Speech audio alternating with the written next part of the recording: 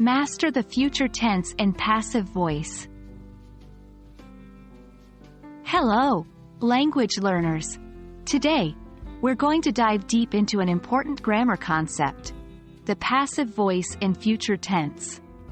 We've previously discussed the active and passive voice, but how does passive voice work when we talk about the future?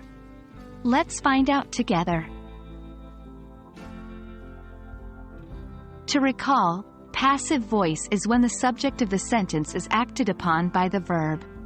It contrasts with active voice, where the subject performs the action.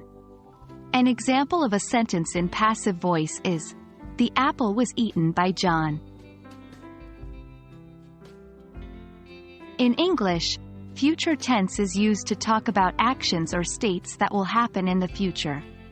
There are several ways to form the future tense, but the most common one is using will or going to.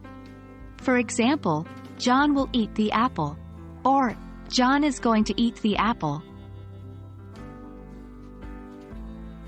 Now, let's combine these two concepts, future tense and passive voice.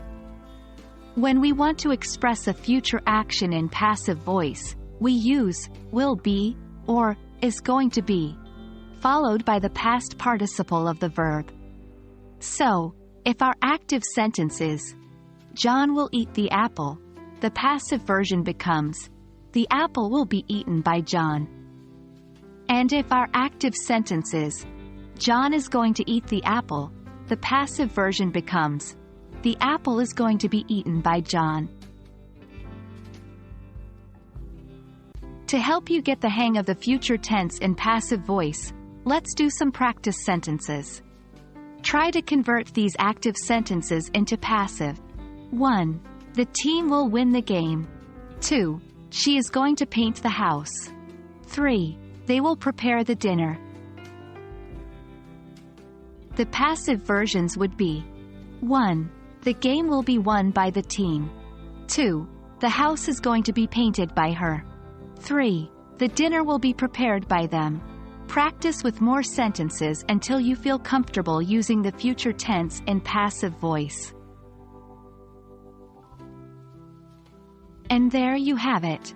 We've just covered how to use passive voice in future tense. Remember, practice is the key to mastering any new concept in language learning.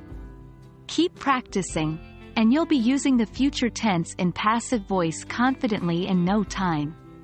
Thanks for watching, and keep up the great work with your English language learning journey.